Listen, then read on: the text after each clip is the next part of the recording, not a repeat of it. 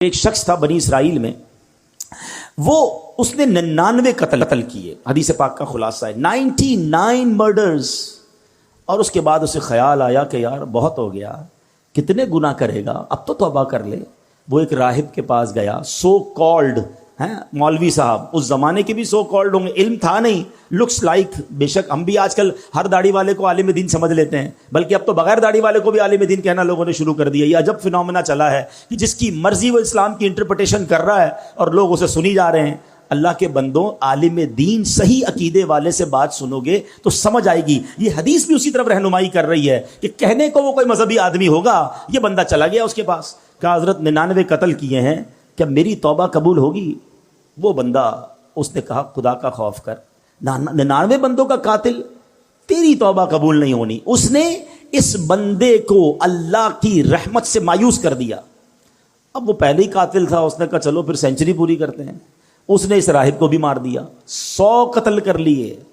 پھر خیال آیا نہیں، غلط کیا، توبہ کرنی چاہیے۔ پھر کسی عالم دین کے پاس گیا، اب عالم دین نے کہا کہ نہیں، تمہاری توبہ قبول ہو جائے گی، گھبراؤ نہیں، اللہ کی رحمت سے مایوس نہ ہو، ایسا کرو فلاں علاقے میں نیک لوگوں کی ایک بستی ہے، تو اس ادھر چلے جاؤ اور ان نیک لوگوں کے قریب جا کر اللہ کی بارگاہ میں دعا کرنا، تو اللہ کریم جو ہے تجھ پر رحمت فرما دے گا، تیری توبہ قبول کر لے گا۔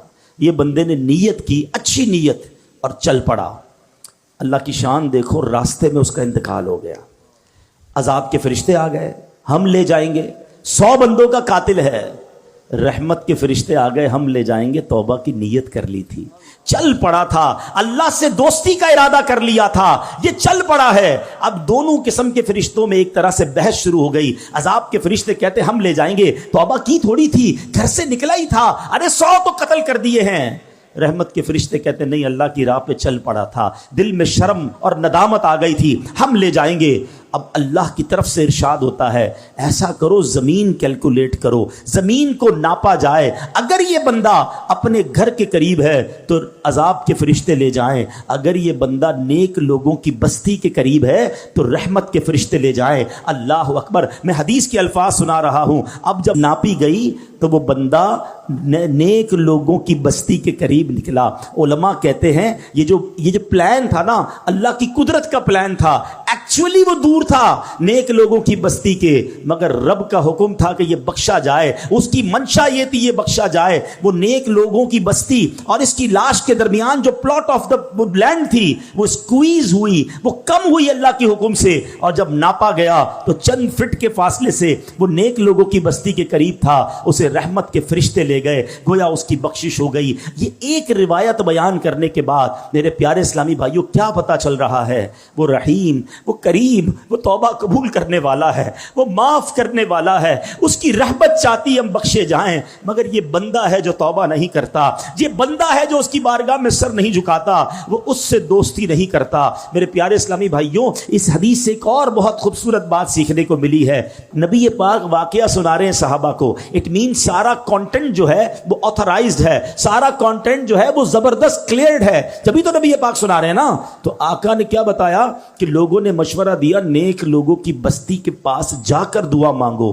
اٹ مینز کہ اگر آج بھی کوئی اللہ والوں کے پاس ان کی اگر حیات ہیں تو ان کی صحبت میں جا کر دعا مانگے، اور اگر دنیا سے چلے گئے ہیں اور ان کے مزار کے پاس جا کر اللہ سے دعا مانگے کہ اللہ ان کے صدقے، نیک لوگوں کے صدقے، مبارک جگہ کے صدقے میری توبہ قبول فرما لے۔ تو جہاں رحمتیں برس رہی ہو ادھر جا کر دعا کرنا، ادھر جا کر اللہ سے مانگنا، یہ اس حدیث سے ثابت ہے۔ تو پتہ یہ چلا اللہ والوں کے جہاں قدم لگیں، اللہ والے جہاں عبادت کریں، اللہ والے جہاں موجود ہوں، اگر وہاں جا کر دعائیں مانگی جائیں، اللہ مجھے اور آپ کو بار بار مکے مدینے کی حاضری عطا فرمائے، مقدس مقامات کی حاضری عطا فرمائے۔ وہاں کا سفر کر کے رب سے جب وہاں جا کے بندہ مانگتا ہے تو بگڑی بن جایا کرتی ہے۔